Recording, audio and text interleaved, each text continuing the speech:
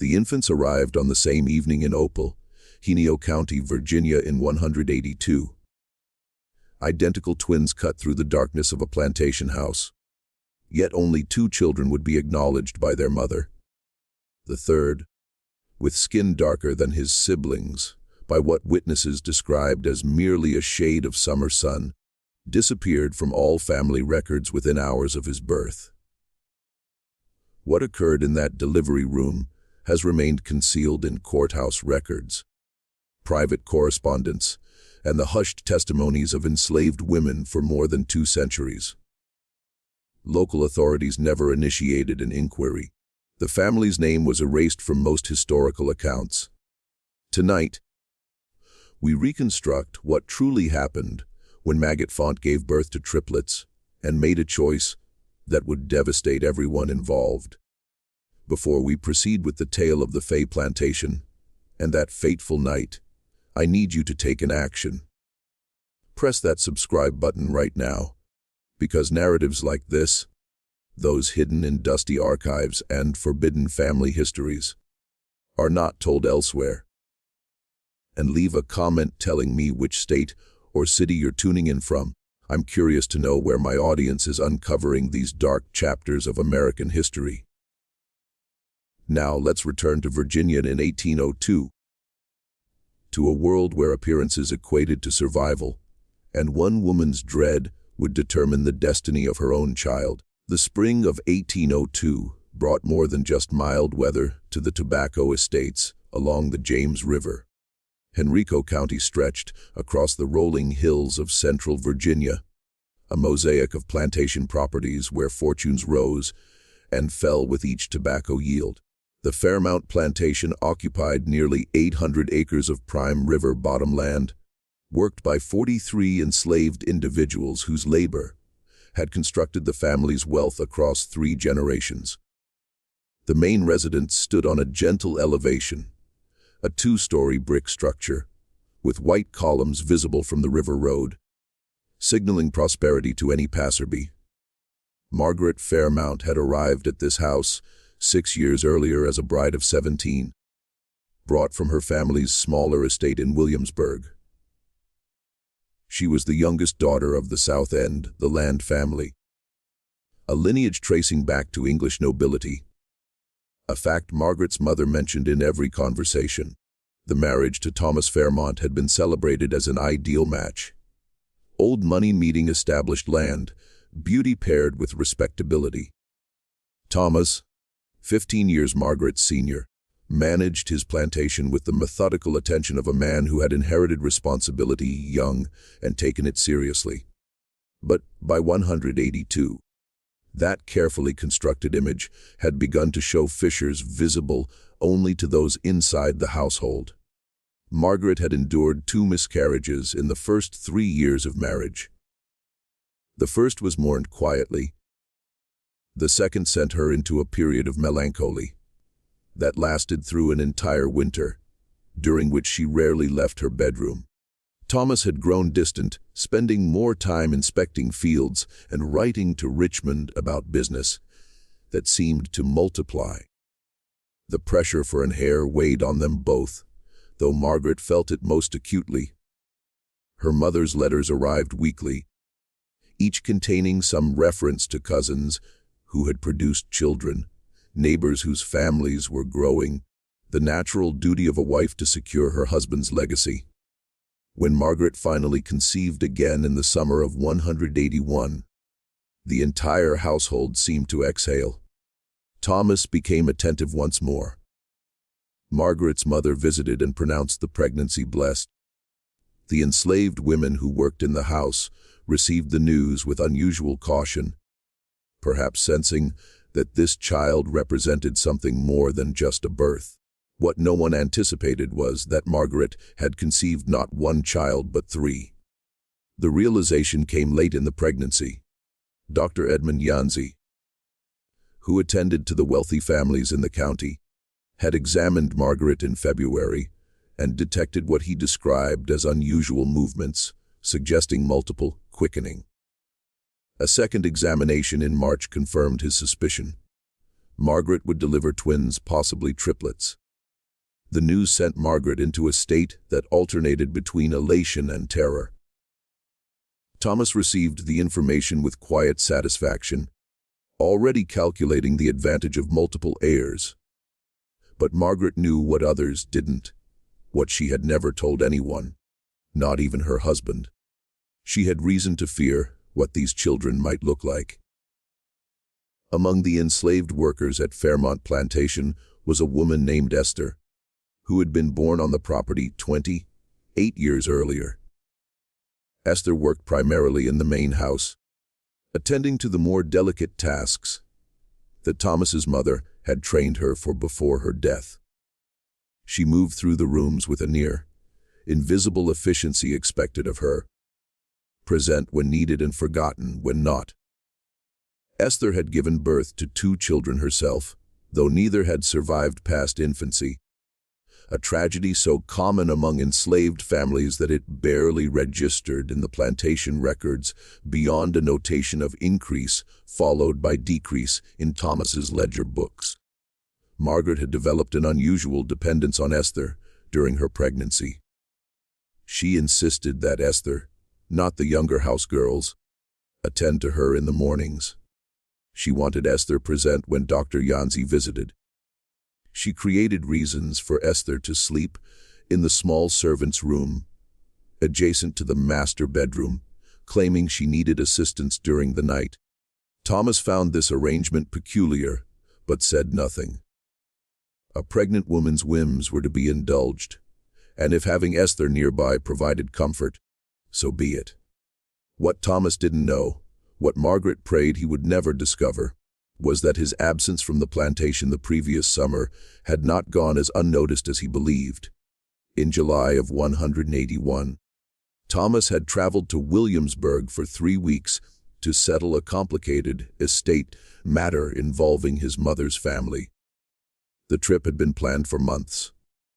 Margaret had remained at the plantation, claiming the summer heat made travel impossible in her delicate condition, though she wasn't yet showing.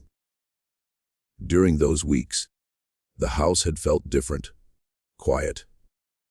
Margaret had spent more time out of her room, walking the grounds in the early morning, taking tea on the back veranda, where she could see the workers in the distant fields. There were 19 enslaved men working the Fairmont Plantation that summer. Most were assigned to the tobacco fields, some to the stables, a few to skilled positions as carpenters or blacksmiths.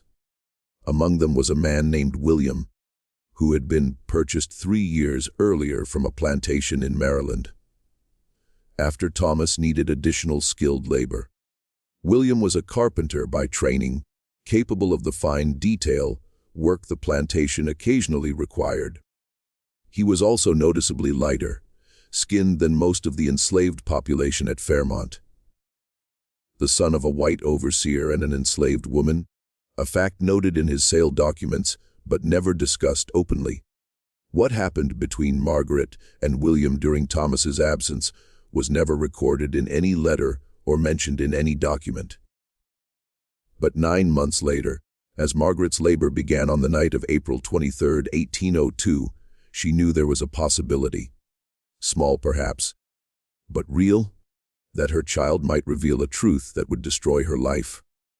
The labor started just after sunset. Margaret's water broke while she was at dinner, sending the household into controlled chaos. Thomas immediately sent for Dr. Yancey, though the doctor lived 8 miles away and might not arrive for hours. Esther was summoned to Margaret's bedroom, along with another enslaved woman named Ruth, who had experience with difficult births. Thomas paced the downstairs hallway as men of his position were expected to do, drinking brandy and waiting for news. In the bedroom, Margaret's fear manifested as something close to hysteria. She gripped Esther's hand with painful force, her eyes wide and desperate. Between contractions, she whispered things that made no sense to Ruth, but caused Esther's expression to harden into something unreadable. "You have to help me," Margaret gasped, her face slick with sweat. Whatever happens, you have to help me. Promise me? Promise. Esther nodded slowly, understanding something that Ruth did not. The first child arrived just before midnight. A boy healthy and screaming with impressive strength. Ruth wrapped him in clean linen and placed him in the cradle that had been prepared. Thomas was called upstairs to see his son, his face breaking into a genuine smile for the first time in months. He stayed only briefly before returning downstairs, giving the women space to work. The second child came 1 hour later. Another boy, slightly smaller than the first but equally vigorous. Thomas was called again, his satisfaction now mixed with bewilderment at his sudden abundance of heirs. "Is that all?" he asked Dr. Yancey, who had arrived just as the second child was born. "There may be a third," Dr. Yancey said, examining Margaret. "The labor continues." The third child entered the world at 17 in the morning. Ruth received him in her experienced hands, and for a moment, the room fell into a silence that had nothing to do with the completion of birth. The infant was noticeably darker than his brothers. Not dramatically so. His skin had the tone of someone who had spent a summer in the sun, perhaps, or carried Mediterranean blood, but the difference was unmistakable. Where his brothers were pink and pale, this child had a golden, brown hue that would darken further as he grew. His features too seemed subtly different, though he was unmistakably related to his siblings. Margaret saw him and made a sound that was half sob, half whimper. Her worst fear had manifested in flesh and blood. Dr. Yancey frowned, leaning close to examine the child. Ruth looked between the 3 infants, her confusion evident, but Esther moved with sudden purpose, taking the child from Ruth's hands. "Miss Margaret needs rest," Esther said firmly. "Too much blood lost. Dr. Yancey, you should prepare some tonic. Ruth, fetch fresh linens from the chest downstairs." Her tone carried enough authority that both Ruth and the doctor responded automatically. In the brief moment when they turned away, Esther met Margaret's eyes. Something passed between them. An understanding, a transaction, a conspiracy. "The third child is weak," Esther said clearly, loud enough for Dr. Yancey to hear as he mixed his tonic.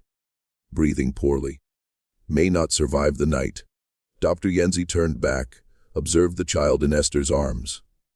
The infant was in fact crying lustily, but Esther held him in a way that muffled the sound against her body.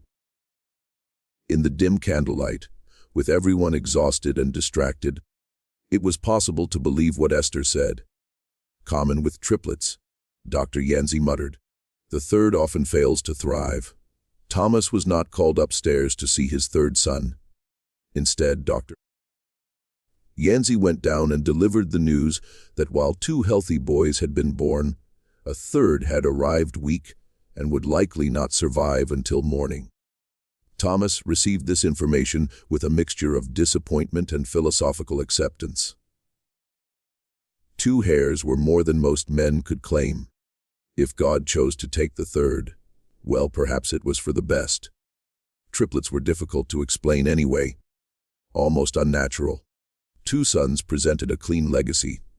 By 300 in the morning, the house had settled. Dr. Yancey left instructions for Margaret's care and departed. Thomas, exhausted and drunk on celebration and brandy, fell asleep in his study. Ruth returned to the servants' quarters. Only Esther remained in Margaret's room, the third infant in her arms. "What will you do?" Margaret whispered. "What you ask me to do," Esther replied. "Hide him. He can't stay here. Thomas can't see him. No one can know. I understand. You'll take care of it." Margaret's eyes were feverish, desperate. "You'll make sure. You promise?" Esther looked down at the child in her arms. He had fallen asleep, his small chest rising and falling with the perfect rhythm of healthy life. She had held her own children like this for the brief time they had lived. She knew the weight of an infant, the vulnerability of new life.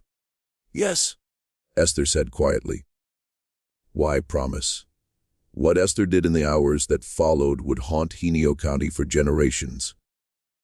The plantation stretched out in the darkness, a landscape of shadows and shapes that Esther knew by heart. She had walked these paths her entire life, knew every building, every tree, every place where someone could see or not see.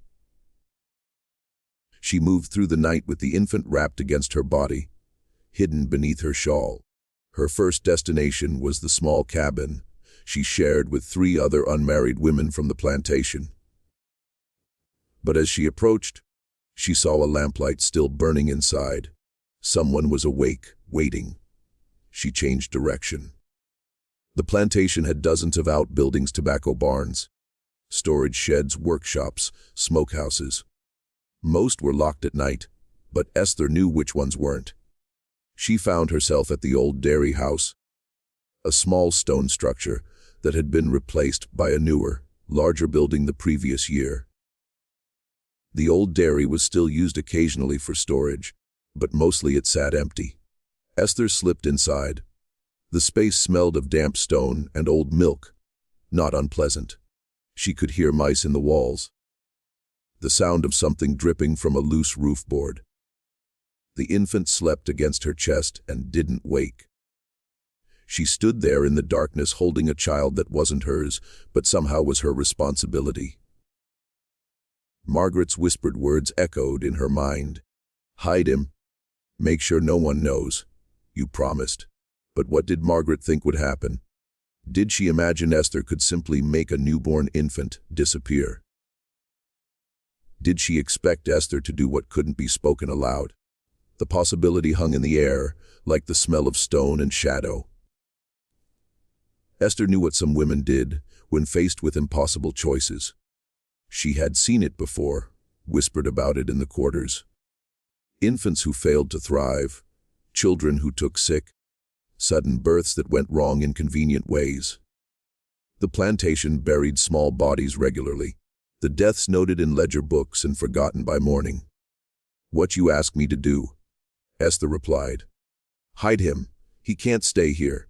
Thomas can't see him. No one can know. I understand. You'll take care of it. Margaret's eyes were feverish, desperate. You'll make sure. You promise. Esther looked down at the child in her arms. One more would barely be noticed. She could do it. Smother him with a cloth. His death quick and quiet. Leave him here in the old dairy. Claim he had died in the night as Dr. Yancey predicted. Margaret would be relieved. Thomas would never know. The secret would die with the child, buried in the family cemetery with all the other unnamed infants.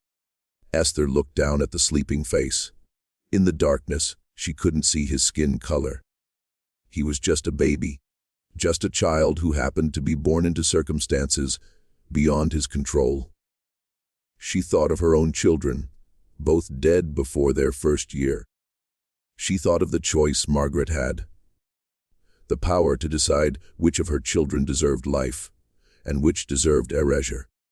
She thought of the fact that Margaret's decision had been based not on the child's health or strength, or prospects, but purely on the shade of his skin. Evidence of a betrayal that Margaret herself had engineered, but now wanted to erase. Esther made a decision that was both mercy and revenge. She left the old dairy and walked deep into the plantation's territory, past the working buildings, into the area where the enslaved families lived. The cabins here were arranged in rough rows, each housing multiple families in cramped quarters. Esther approached one cabin at the far end, smaller than the others, where a woman lived alone. Dina was 53 years old, ancient by plantation standards. She had worked in the tobacco fields until her hands became too gnarled with arthritis, and now she existed in a strange limbo, too old to work, too healthy to be dismissed as completely useless. She mended clothing, prepared herbs for the sick, watched over children when their parents worked. She had outlived 2 husbands and 4 children, her survival a mystery even to herself. Esther knocked softly. Dina opened the door almost immediately, as if she had been expecting someone. "You have something that needs hiding," Dina said. Not a question. Her eyes moved to the bundle in Esther's arms. Miss Margaret's third child, born different from the others. Dina's expression didn't change. She had seen too much in 5 decades to be surprised by anything. Different dark shows his father's blood. Margaret doesn't want him. Says he's weak. Says he won't survive. But he will survive, won't he? Dina looked at Esther with eyes that seemed to see through all pretense. "If someone says a prayer for him." "That's why I'm here." Dina was quiet for a long moment, considering what you were asking me as the spell it plain. "Raise him. Keep him hidden. Tell people he's your grandson if anyone asks. You are so old. Nobody questions your business anymore. And when Master Thomas sees a new child in the quarters, Master Thomas don't come down here. None of them do unless there's trouble. Long as the work gets done, he doesn't care who lives in which cabin." This was largely true. The enslaved quarters operated with a degree of autonomy, born of willful ignorance on Thomas's part. He preferred to deal with a few trusted overseers rather than involve himself in the daily lives of the people he owned. Children appeared and disappeared with such frequency, through birth, death, sale, or escape, that tracking individual lives seemed pointless to him. "You know what you were asking?" Dina said quietly. "Raising a white man's child in secret? That's dangerous." "I know. Why not just do what she wants? Make him disappear quietly?" Esther's jaw tightened. "Because I won't kill a child for his mother's sin." Dina looked at the infant again, her weathered face unreadable.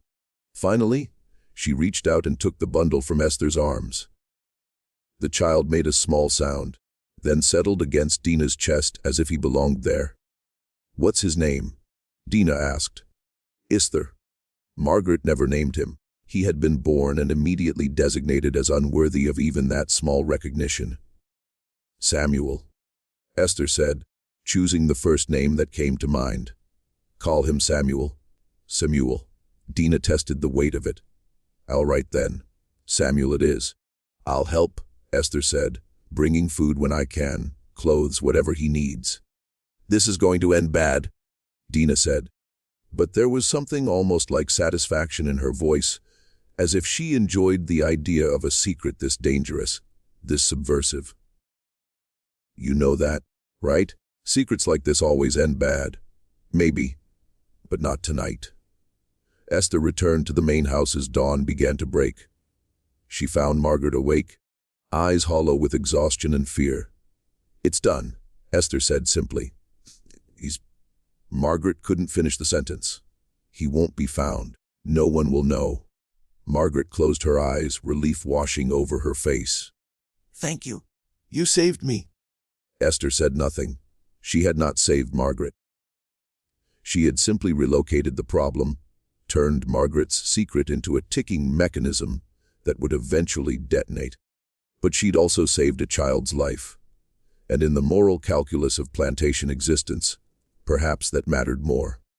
Downstairs, Thomas woke to the news that his third son had died during the night, as Dr. Yancey had predicted. The child's body would be buried in the family cemetery, a small grave with no marker. This was not unusual for infants, who died in their first days.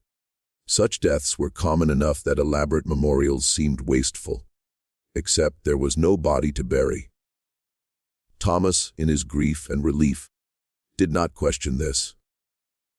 Dr. Yancey, when he returned to check on Margaret, accepted Esther's explanation that the child had been taken away already, a mercy to spare the mother further distress. A small coffin was prepared and buried with appropriate ceremony, witnessed by the house servants and blessed by the traveling minister who served the plantation community. Only Esther and Dina knew that the coffin held nothing but weighted stones. Just when we thought the secret was safely buried, Life at Fairmont Plantation continued with a normality that felt almost sinister.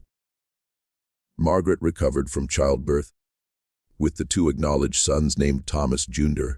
and Henry growing healthy and strong. But in a cabin at the edge of the woods, a third child was learning to exist in the spaces between sight and recognition. If this story is giving you chills, share this video with a friend who loves dark mysteries. Hit that like button to support our content, and don't forget to subscribe to never miss stories like this. Let's discover together what happens next. Samuel's first year passed in a state of precarious invisibility. Dina raised him with surprising tenderness, this woman who had outlived so many children of her own. She kept him inside the cabin during the day, brought him out only in the early morning or late evening when most people were elsewhere. When questions arose about the infant's sudden presence, Dina told a simple story her daughter, who had been sold away 5 years earlier to a plantation in North Carolina, had died in childbirth, and the master there had sent the child back to Dina as an act of unexpected mercy. The story was plausible enough. Such things happened occasionally, arrangements made between plantations when circumstances demanded. Thomas never questioned it because Thomas never inquired. As long as Dina's presence didn't disrupt work patterns, her personal situation was irrelevant to him. Esther visited Dina's cabin regularly, bringing food, cloth for clothing, small necessities. She watched Samuel grow, saw him begin to smile, to reach for objects, to babble the meaningless sounds that eventually became words. And she watched his skin darken slightly as he aged, confirming what had been evident from birth. This child carried visible evidence of mixed ancestry that would only become more obvious with time. In the main house, Thomas J. and Henry thrived under Margaret's doting attention and their father's satisfaction. Thomas hired a wet nurse for the boys, then a nursemaid as they grew. He commissioned a portrait of the twins on their first birthday. The two boys sitting in matching white gowns, their pale faces and light hair captured in oils by a traveling artist from Richmond. The portrait hung in the main parlor, a declaration of lineage and legitimacy.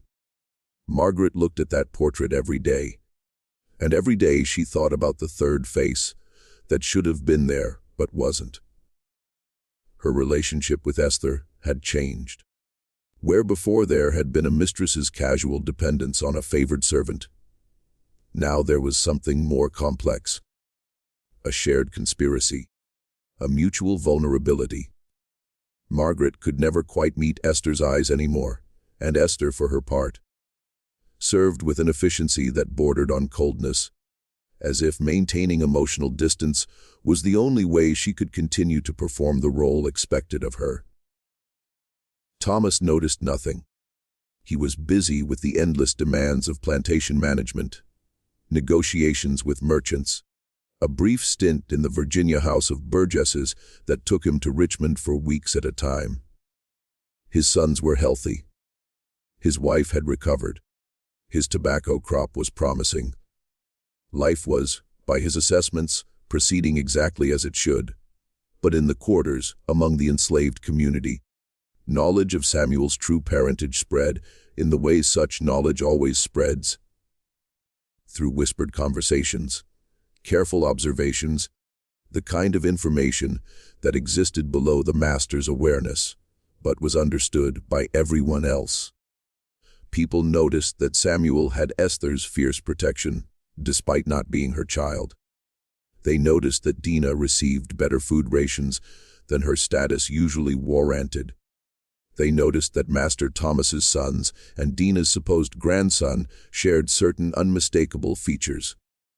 The shape of their eyes, the way their hair grew, a particular curve to their jawline that became more evident as they grew. Most of the enslaved workers at Fairmont kept this knowledge to themselves, understanding that exposure would benefit no one and would likely result in horrible consequences for everyone involved. But a few saw opportunity in the information. Among them was a man named Jacob, who worked as one of Thomas's field overseers. Jacob occupied a complicated position in the plantation hierarchy. Enslaved himself, but given authority over other enslaved workers, a situation that required constant navigation of loyalty and survival. Jacob had ambitions. He wanted to be noticed, to be considered indispensable, perhaps even to purchase his freedom eventually if he could accumulate enough favor.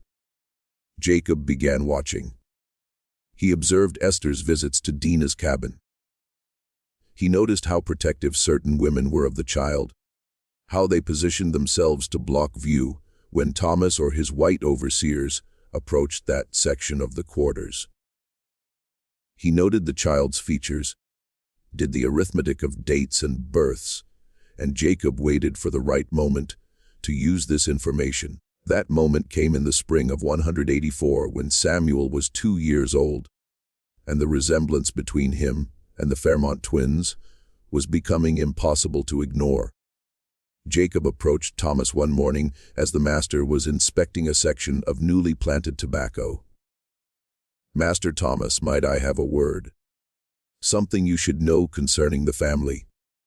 Thomas looked up from the seedlings, mildly annoyed at the interruption. "What is it, Jacob? Make it quick.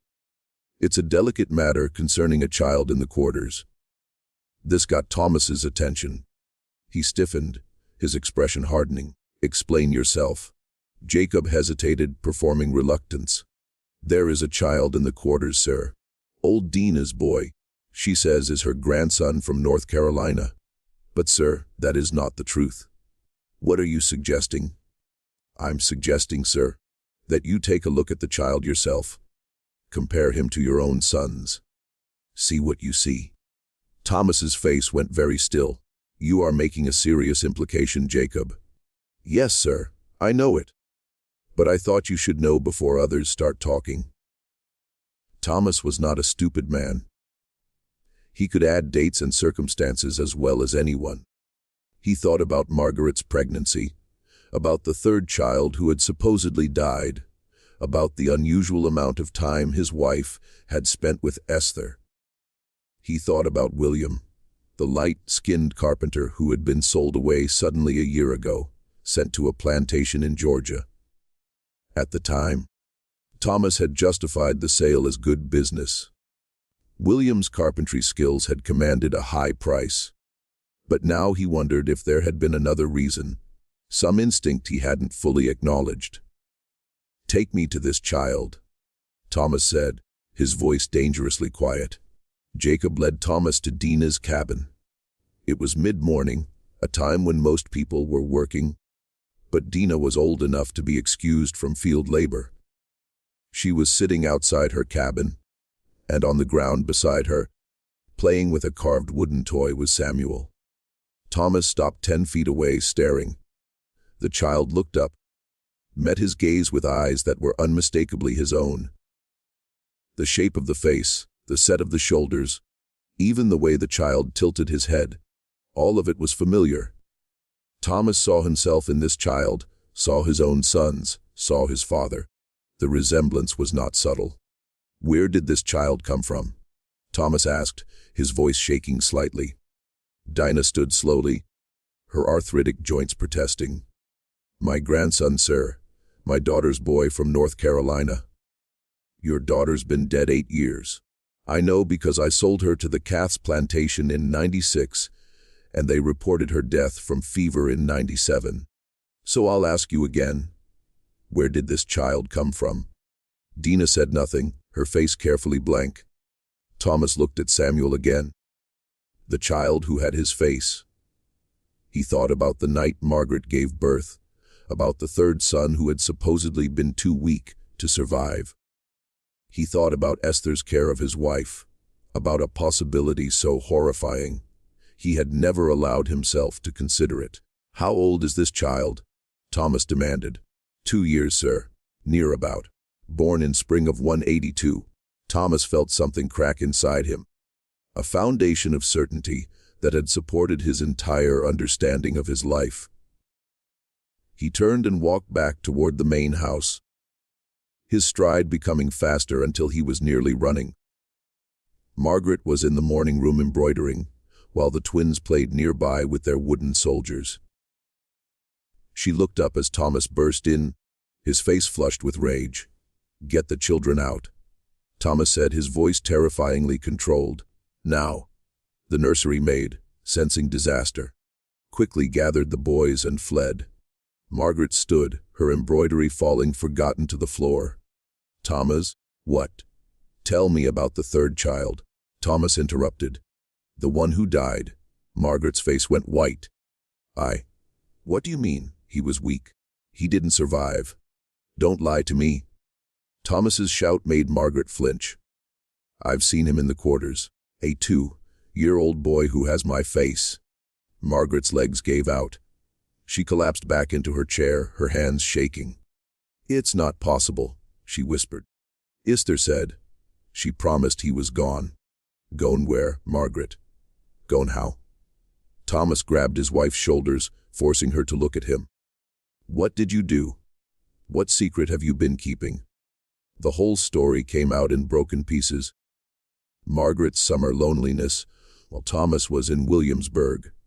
The carpenter William, who had been kind to her, who had listened when she spoke, who had made her feel less alone, the relationship that had developed in the dangerous space of her husband's absence, the pregnancy that could have been Thomas's or might have been William's, the birth of 3 sons, one of whom was too dark to acknowledge. "I was frightened," Margaret sobbed. "I didn't know what to do. I thought if anyone saw him, they would know, and it would destroy everything. You would cast me out. My family would disown me. I would lose my sons." "So you gave him away," Thomas said, his voice ice. "You gave away my son." "My son, Margaret. Whatever else he is, he's mine. Mine." This was what Margaret hadn't understood in her panic. She had seen the child as evidence of her betrayal, something to be hidden or erased. But Thomas saw him as property, as lineage, as his, regardless of the circumstances of conception. In the twisted logic of plantation society, the child was Thomas's because everything on the plantation was Thomas's: the land, the tobacco, the people, the children. Margaret's infidelity was a betrayal, certainly, but it didn't change the fundamental ownership structure that governed Thomas's world. "Where is Esther?" Thomas demanded. Esther was summoned to the morning room. She came slowly, knowing what awaited her. Thomas stood by the fireplace, his fists clenched around the mantel so hard his knuckles were white. Margaret sat collapsed in the chair, no longer crying, her face blank with shock. "You took the child," Thomas said. "You were supposed to dispose of it, but you took it to Dina instead." "Why?" Esther met his gaze steadily. "Miss Margaret asked me to hide him, so I hid him." "She asked you to kill him." "She asked me to hide him," Esther repeated. "I did what was asked. Don't play word games with me. You knew what she meant." "Did I, sir? I'm just a slave." "Not sure I understand the fine points of what white folks mean when they tell me to make their problems disappear." The insolence in the tone was subtle, but unmistakable. Thomas felt anger surge through him, the kind of anger that could lead to violence. But underneath the anger was something else. Awareness that Esther had power in the situation, knowledge that could destroy his family's reputation if it spread. "You've put me in an impossible position," Thomas said finally. "That child cannot stay here. His presence is a constant reminder of my wife's betrayal, and his resemblance to my legitimate sons will cause endless speculation." "Then sell him," Esther said flatly. "Sell him away like you sell anyone else who becomes inconvenient."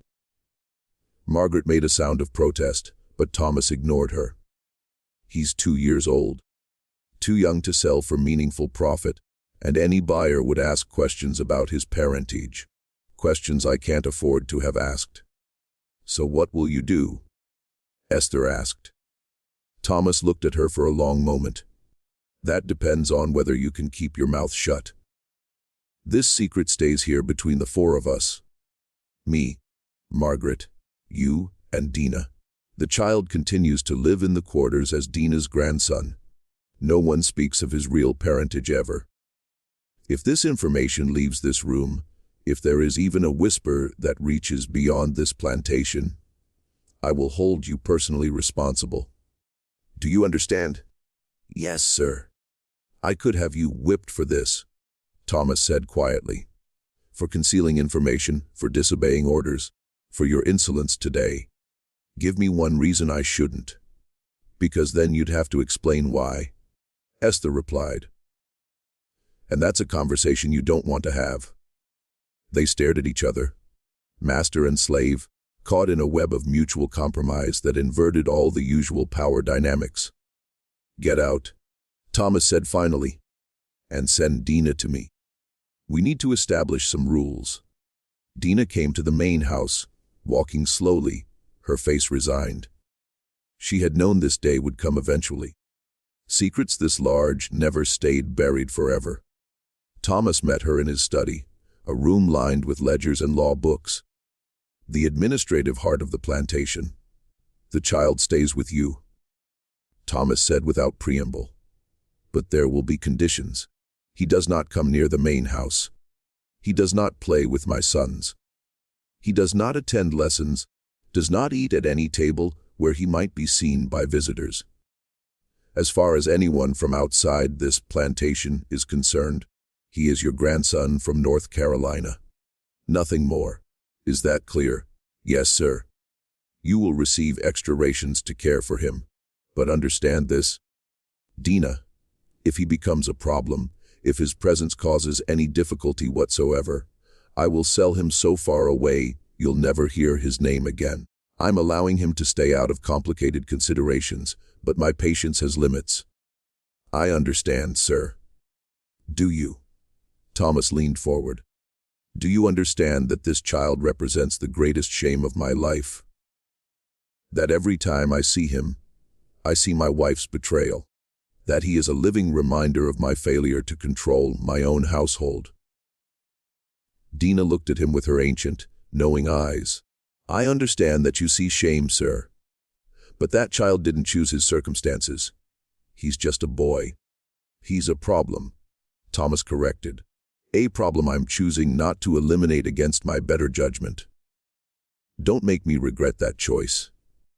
Dina nodded and left, returning to the cabin where Samuel waited, unaware that his life had just been debated and conditionally spared. The weeks that followed were tense.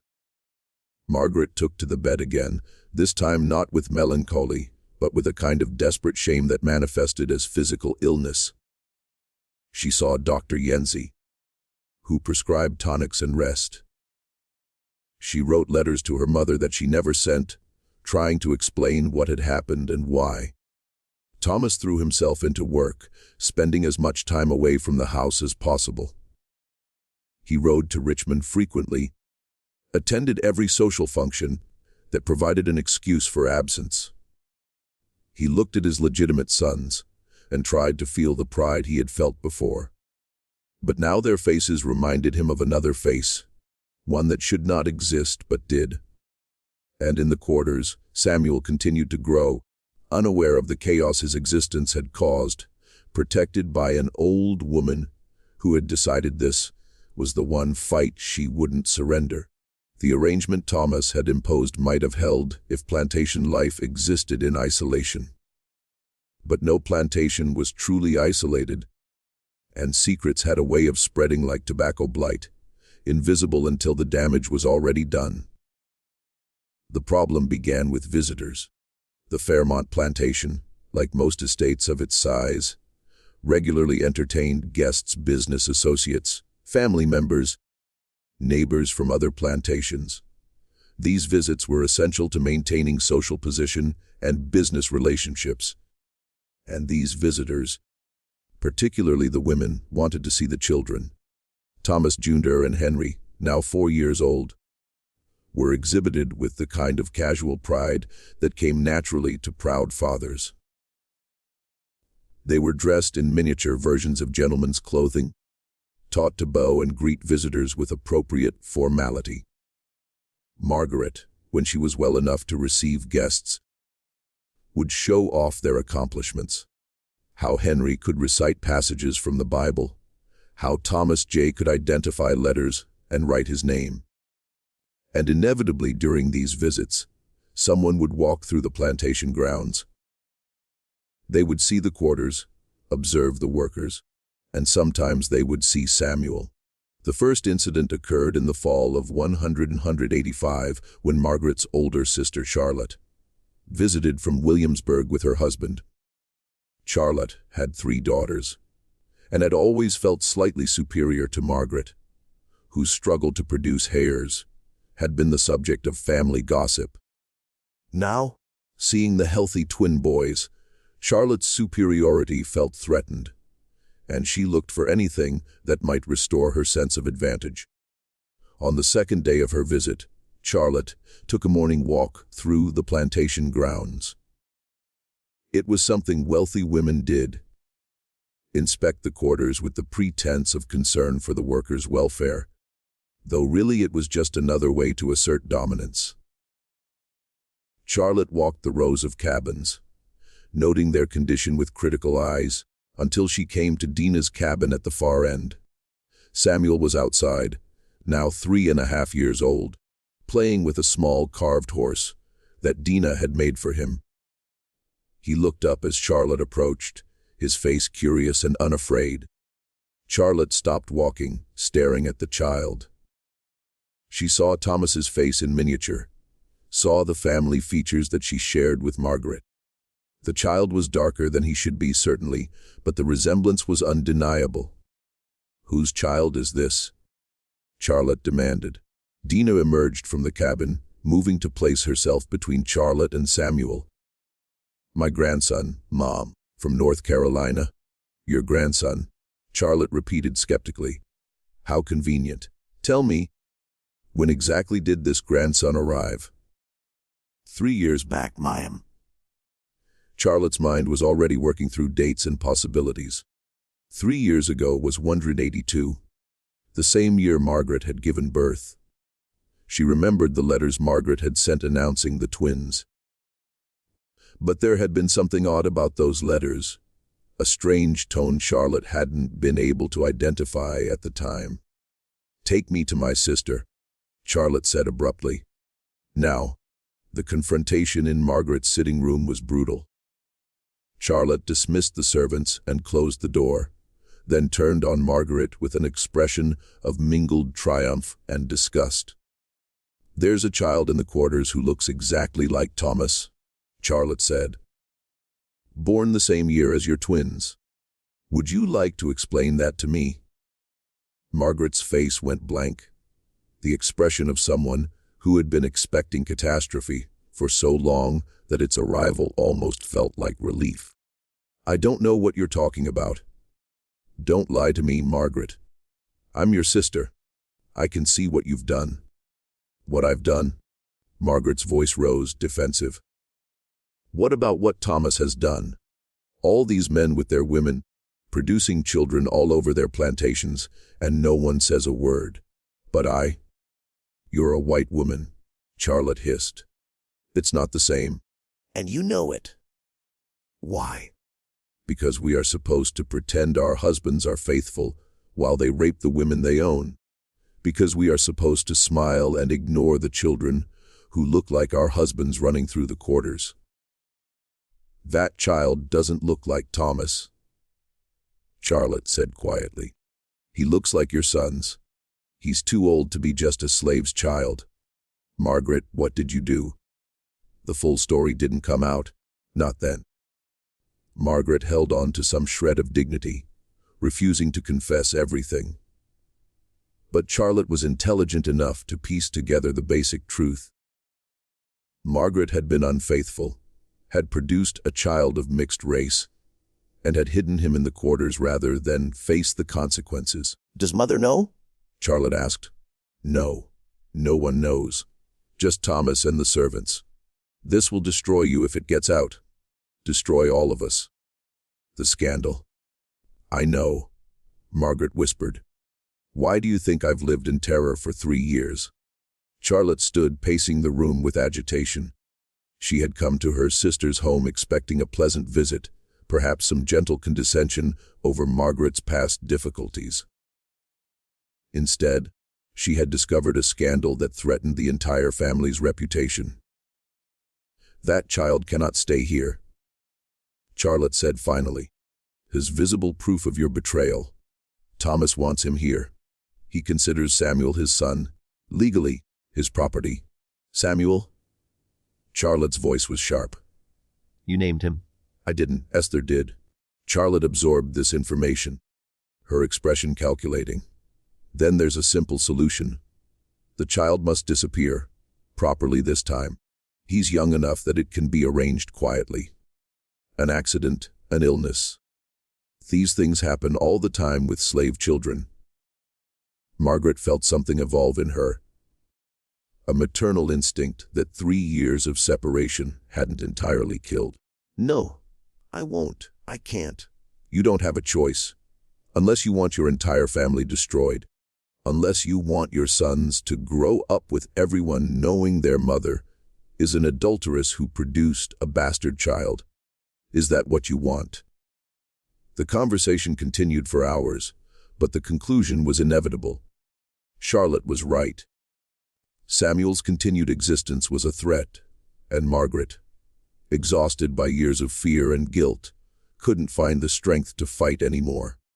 When Thomas returned that evening, he found his wife and sister-in-law waiting for him in his study.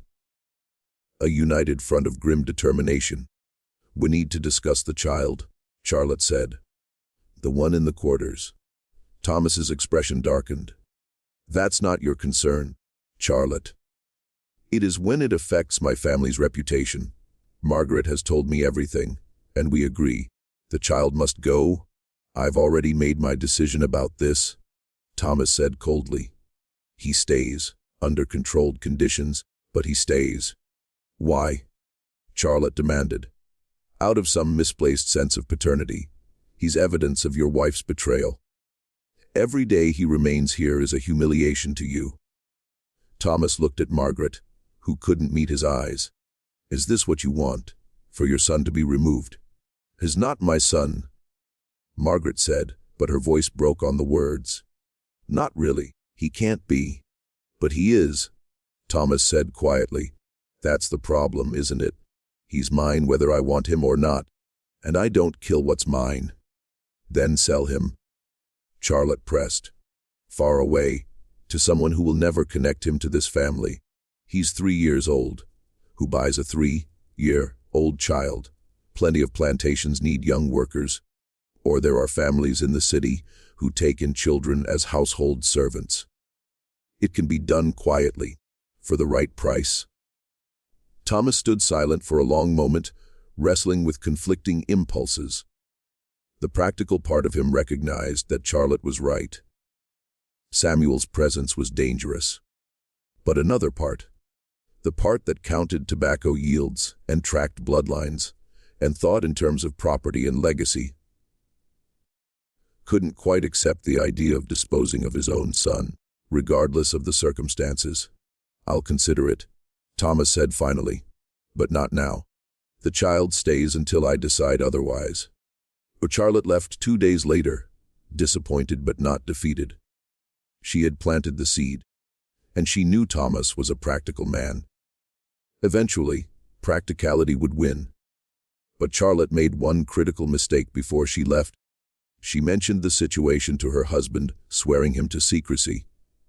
And her husband, after several glasses of port at a gentleman's club in Williamsburg, mentioned it to a business associate.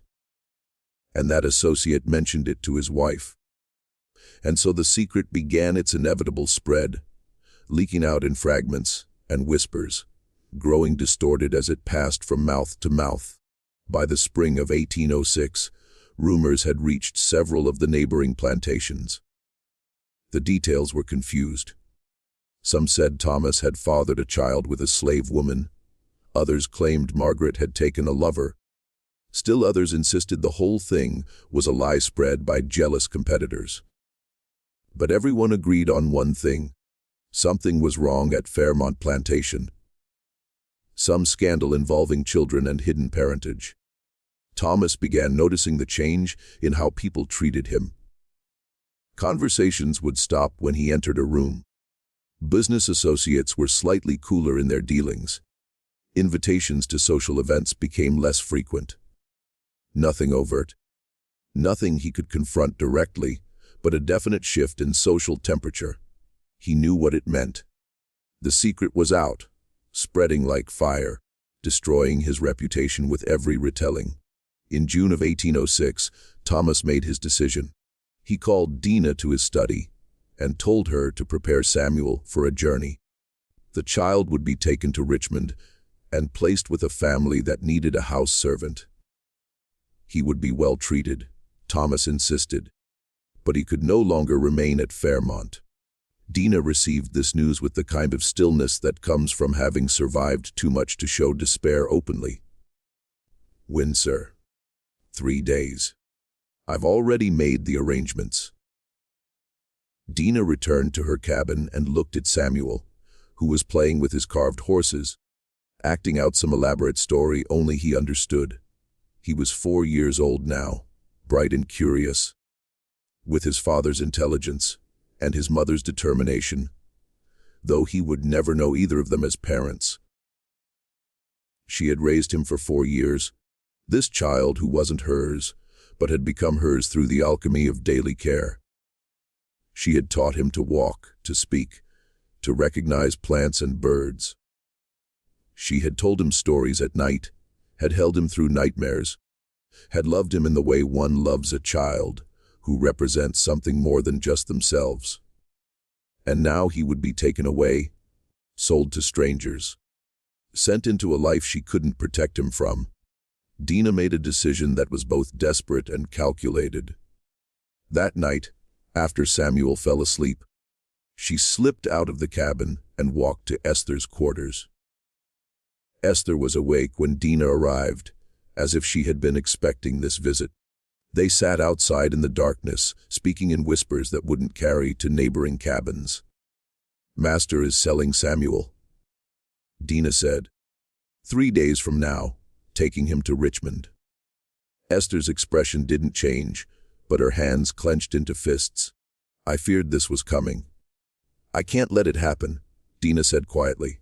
"I won't. I've lost too many children in my life. I won't lose another one." "What are you planning?" "I'm taking him away. Running." The word hung between them, heavy with consequence. Running was the ultimate transgression, the act that could result in brutal punishment or death. But it was also the only form of resistance available, the only way to truly defy the system that owned them. "You'll die if they catch you," Esther said flatly. "I know. You know what they do to runaways. I know. But I also know what they do to children in those city houses. I've heard the stories. Samuel won't survive it. Better to try and fail than to just hand him over. You old woman, you won't make it 50 miles. Your joints can barely handle walking around the plantation. Then I'll make it 20 miles. Or 10. Or 5. However far I can get before they catch me." Esther looked at her for a long moment, seeing the absolute determination in the old woman's face. "You need help. I need information. Routes, safe houses, you know people. Esther, you hear things. Tell me how to do this." Over the next 2 days, Esther gathered what information she could. There were networks, whispered routes, places where runaways could hide or find assistance. The networks were fragile and dangerous, as likely to lead to capture as to freedom, but they existed. Esther learned of a free black family living 30 miles north, near the border with Maryland, who sometimes provided shelter. She learned of churches where sympathetic ministers might offer food. She learned of places to avoid. areas where slave catchers were known to patrol.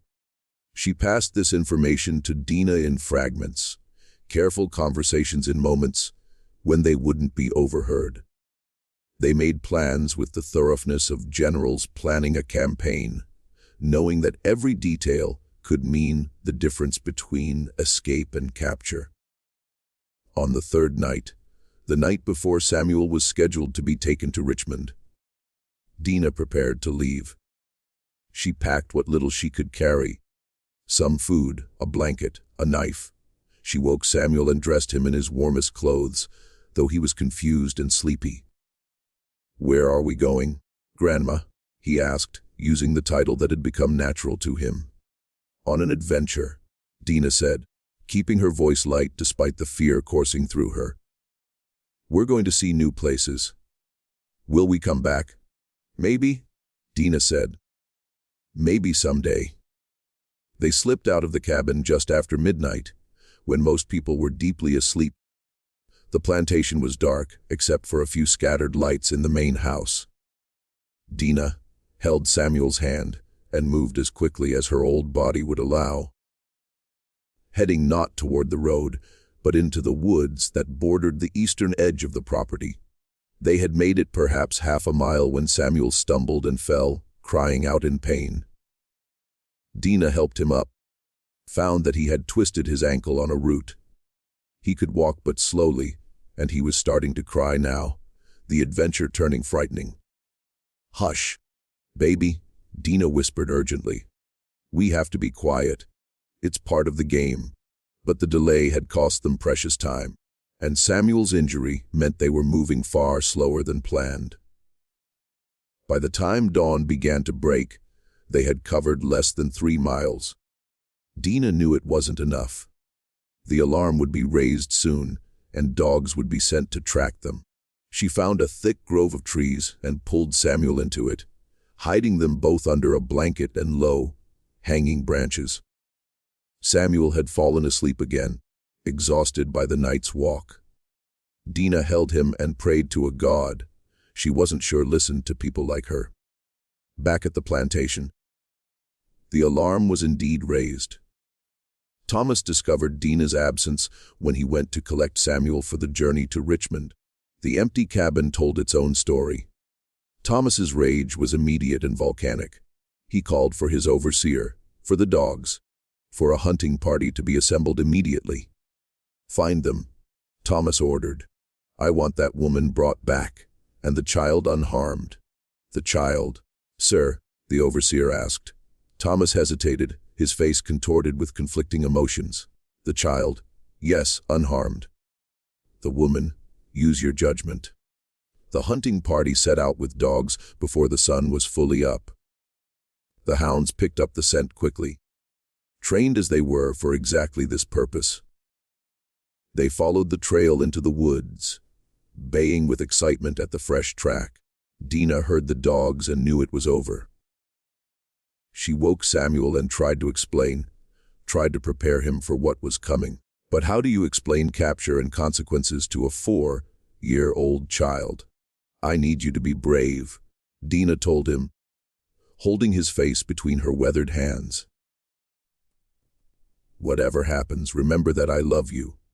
Remember that you're worth more than they say you are.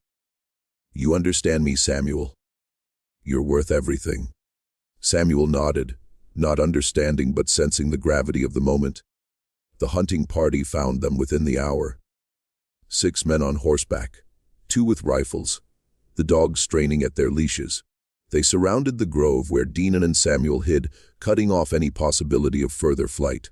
"Come out," the overseer called. "It's over, Dina.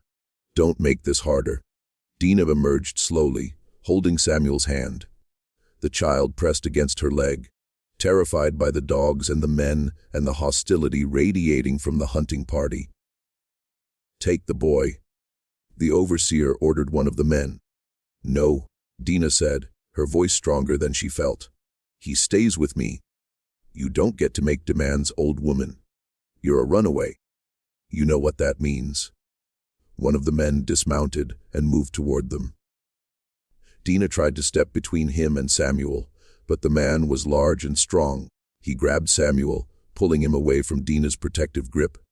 Samuel screamed, reaching for her. Grandma? Grandma? "It's all right, baby," Dina called to him, though her voice broke. "It's all right. Be brave." They tied Dina's hands behind her back and forced her to walk back to the plantation, the men on horseback surrounding her, the dogs following. Samuel was carried by one of the men, still crying for Dina. The walk back took hours. By the time they reached Fairmont, Dina's feet were bleeding and her old body was near collapse, but she held her head up, refusing to show weakness or regret. Thomas was waiting in front of the main house. He took Samuel from the man, examining the child to ensure he was unharmed. Samuel had stopped crying, too exhausted and frightened to do anything but stare with wide, shocked eyes. "Take her to the barn," Thomas ordered, indicating Dina. 20 lashes, then put her in the storage cell for 3 days. No food, water only. Dina had known this was coming, but the reality of it still hit like a physical blow. 20 lashes at her age could kill her. The overseer knew it too, hesitating briefly. "Sir, she's old. Might not survive that." "Then make sure she does," Thomas said coldly. "I want her to live long enough to understand the consequences of her choices." They dragged Dina toward the barn. Samuel, seeing this, began screaming again, fighting against Thomas's grip. Grandma! Don't hurt Grandma! Thomas looked down at the child, the source of all his troubles, and felt a complicated mixture of affection and resentment. Samuel was his son undeniably, but he was also a reminder of everything Thomas wanted to forget. Esther appeared in the doorway of the main house, drawn by the commotion. She saw Dina being taken to the barn, saw Samuel struggling in Thomas's arms, and understood that everything had gone wrong. "Master Fairmont," Esther said quietly, "let me take the child. He's frightened." Thomas looked at her, this woman who had started all this by choosing mercy over obedience. "You knew about this, didn't you? About Dina's plan to run?" "No, sir." "Don't lie to me, Esther.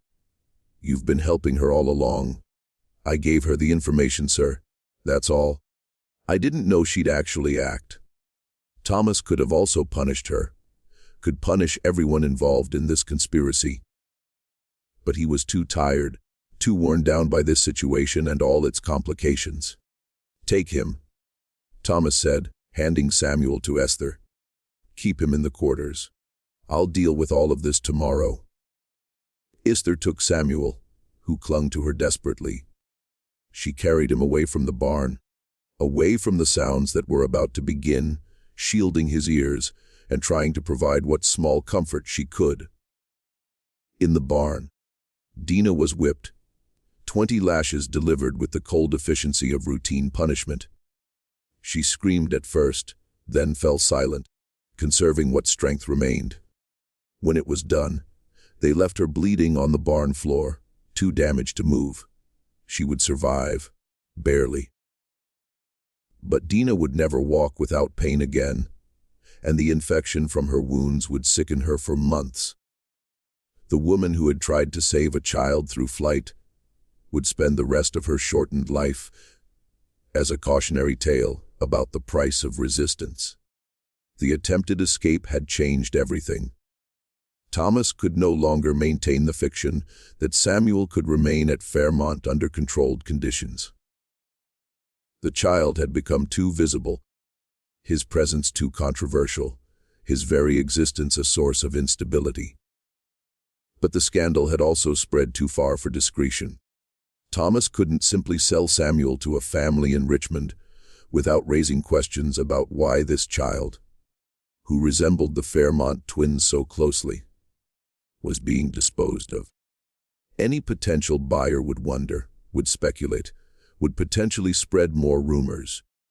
Thomas found himself trapped by the very secrecy he had tried to maintain. He couldn't acknowledge Samuel as his son without confirming Margaret's infidelity. But he couldn't get rid of Samuel without drawing attention to the mystery. Every option led to exposure, to shame, to the destruction of his family's reputation. He spent weeks wrestling with the problem, drinking more heavily, avoiding both Margaret and Samuel, trying to find a solution that didn't exist. The answer, when it came, arrived in the form of a letter from Charlotte. His sister-in-law had been making inquiries, using her connections in Williamsburg and Richmond, seeking a way to resolve the situation quietly. She had found, she wrote, a missionary family traveling to the Western Territories, seeking to establish a church in the Ohio Valley. They were looking for children to take with them. Orphans, unwanted children, anyone who needed a fresh start far from civilization. They ask no questions about parentage, Charlotte wrote. They care only about providing Christian education to children in need. This could be the solution you've been seeking. The child would be removed far enough that he could never return to cause embarrassment. And the family is respectable enough that you could claim, if asked, that you made a charitable gesture in supporting their mission. Thomas read the letter 3 times. Considering Ohio was nearly 1,000 miles away, across mountains and through territories that were barely settled, a 4-year-old child sent there would likely never return. There would be no possibility of future complications, no chance encounters, no awkward questions. Samuel would simply disappear into the vastness of the western frontier. It was, Thomas realized, the perfect solution. Not quite murder, not quite abandonment, but a permanent removal that could be framed as charity rather than cruelty. He wrote back to Charlotte immediately, accepting her suggestion. The missionary family arrived at Fairmont Plantation in early September 1806. Reverend Marcus Hayes and his wife Elizabeth were plain, honest people in their 30s, driven by religious conviction to bring Christianity to the frontier. They had 2 children of their own and had agreed to take 3 additional orphans with them on their journey west. Samuel would be the 4th. Thomas met with them in his study, explaining the situation in the most favorable terms possible. The boy is the grandson of one of my workers. Thomas said, the lie smooth and practiced. His mother died in childbirth, and his grandmother has become too old to care for him properly. I believe he would benefit from the education and opportunities your mission could provide. Reverend Hayes nodded sympathetically. We've encountered many such situations. Children without proper families needing guidance and Christian instruction. We're happy to include him. He has a name, Thomas added, Samuel. You're welcome to change it if you feel it appropriate. We'll keep his name. Elizabeth Hayes said gently. Every child should keep that much of their identity.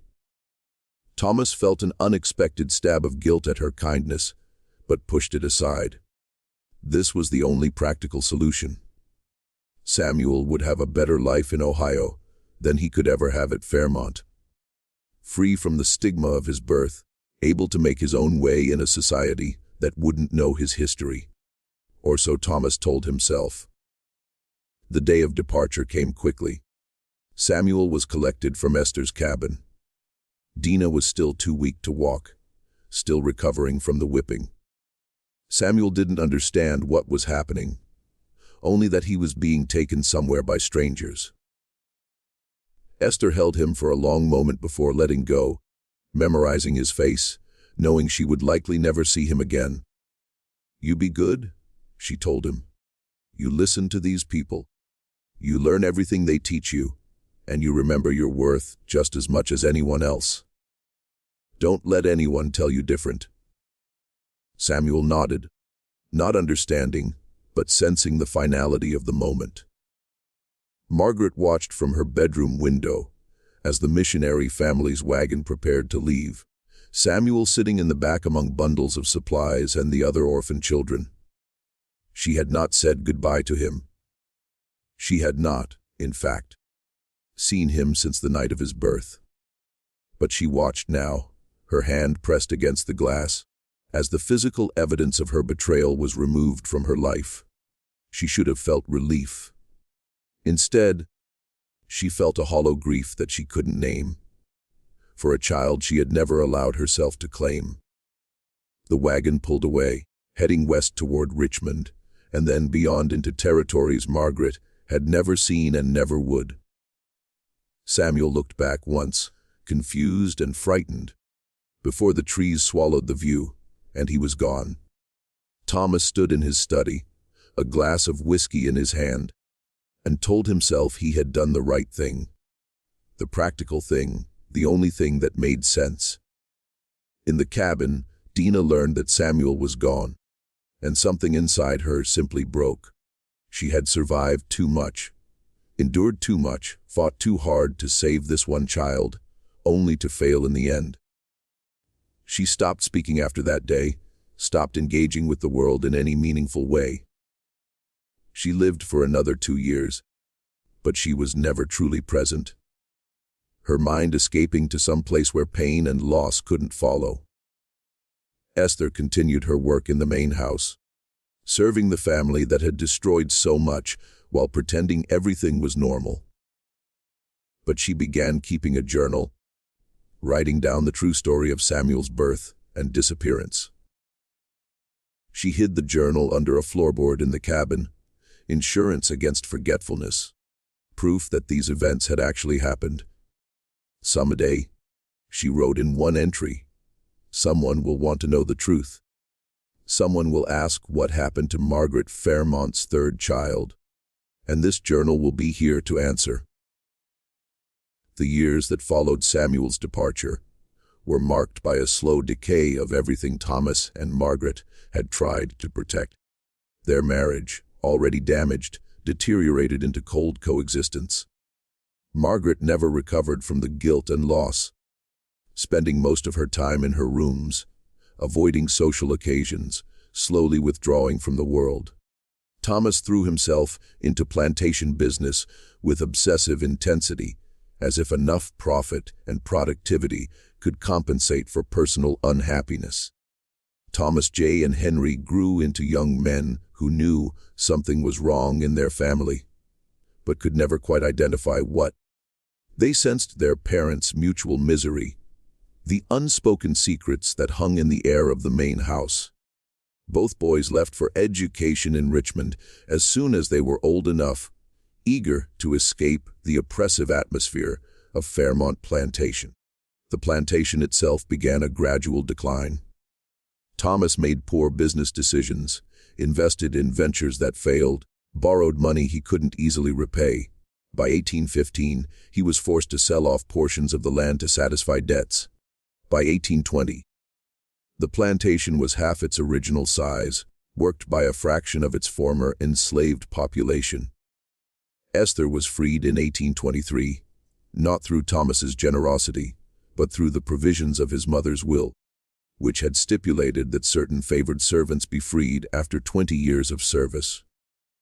Esther was 47 years old, worn down by decades of service, but alive and legally free. She moved to Richmond, taking her hidden journal with her, and found work as a seamstress. Margaret died in 1827 at the age of 42. The doctor called it a wasting sickness, but those who knew her understood she had simply given up, exhausted by years of guilt and isolation. Her death was barely noticed outside the immediate family. She was buried in the family cemetery, not far from the empty grave that supposedly held her third son. Thomas survived her by 7 years, dying in 1834 at age 62. His obituary in the Richmond newspaper was brief, noting his service in the Virginia House of Burgesses and his management of a once prosperous plantation. It made no mention of scandal, secrets, or hidden children. His estate, diminished and debt-ridden, was divided between Thomas J. and Henry, neither of whom wanted to maintain the property. They sold it in 1836 to a land speculator who divided it into small farms. The Fairmont Plantation house still stands today, though it's been converted into a museum and event space. Tour guides mention the family's history during the colonial period, the plantation's role in tobacco production, the architecture of the main house.